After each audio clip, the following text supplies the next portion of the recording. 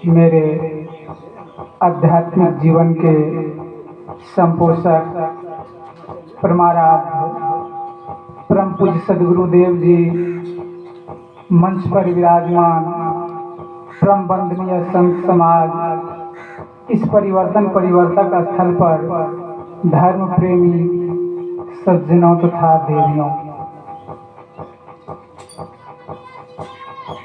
मनुष्य एक संगतिशील प्राणी है। इसे संग में जीना पड़ता है।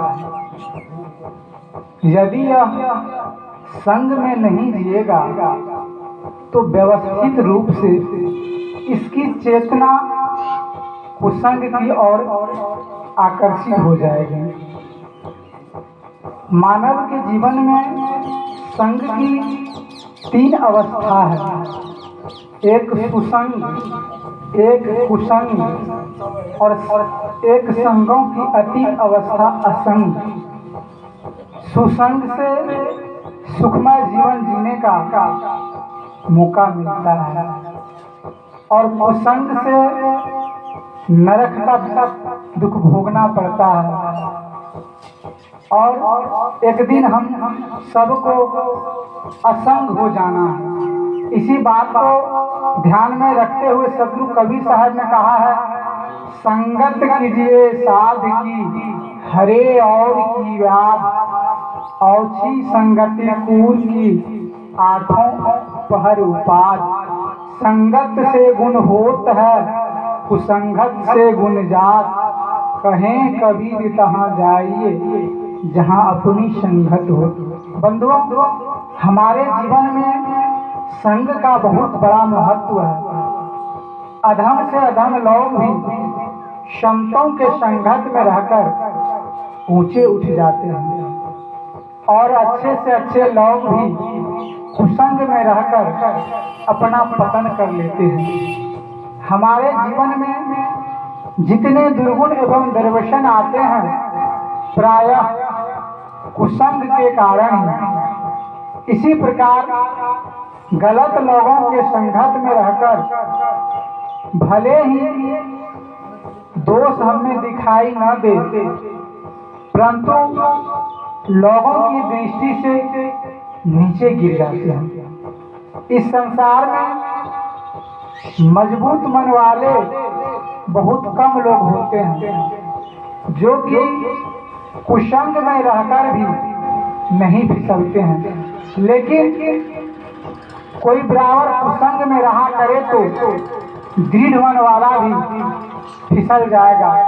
इसीलिए स्वामी शंकराचार्य ने कहा है, क्षण सज्जन संगति रेखा भगवती भाव वितरणों नेका। यदि हम लोग क्षण भर भी संतों के संगत कर लेते हैं तो हम लोग तर जाते हैं। इसीलिए बंधुओं, हम लोगों को सत्संग में आना चाहिए और अपने आप को जानना चाहिए कि मैं कौन हूँ, यह संसार क्या है, इस संसार से मेरा संबंध क्या है। इसीलिए हम लोगों को संतों के संगत में जाना चाहिए।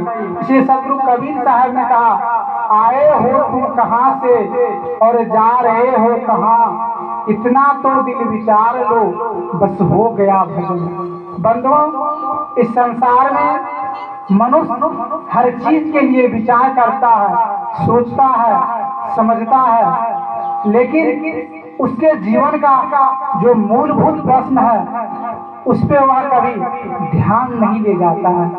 जब व्यक्ति उस पे चिंतन करता है, मनन करता है, तब उसके जीवन में सत्संग की शुरुआत होती है, धर्म की शुरुआत होती है, ज्ञान की शुरुआत होती है।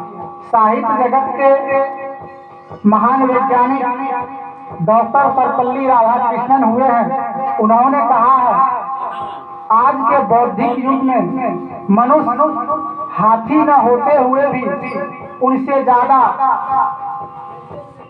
वजन उठाना सीख गया है, घोड़ा न होते हुए भी उनसे ज्यादा दौड़ना सीख गया है, मछली न होते हुए भी उनसे ज्यादा रेंगना सीख गया है। दुर्भाग्य की बात है मनुष्य इस धरती पर मनुष्य के रूप में जन्म लेकर जीना नहीं सीख पाया। बंधुओं, के जीने की कला जब भी सिखाई जाएगी तो सत्संग में ही जीने की कला सिखाया जाता है। इसीलिए हम लोगों को सत्संग में जाना चाहिए। इसी बात को गोस्वामी तुलसीदास के भाषा में कहे तो गोस्वामी तुलसीदास ने कहा है, गगन चढ़ाई रज पवन प्रसंगा की चही मिलही नीच जल संगा। गगन चढ़ाई रज पवन प्रसंगा की चही मिलही नीच जल संगा। मिट्टी कहाँ रहते हैं? हमारे पैर के नीचे।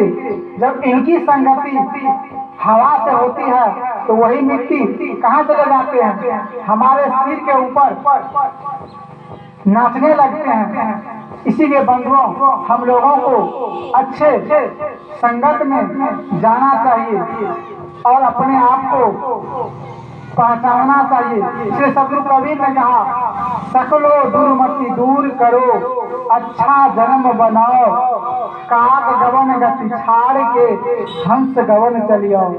सारे दुर्बुद्धि को दूर कर दो, यही सारे अनर्थों का जड़ है। दुर्बुद्धि के कारण ही मनुष्य नहीं खाने योग्य पदार्थ खाते हैं। आजकल पिता और पुत्र में दूरी बनती चली जा रही है, भाई भाई के बीच दूरी बनती चली जा रही है। ये सब क्या है? दुर्बुद्धि का ही तो कारण है।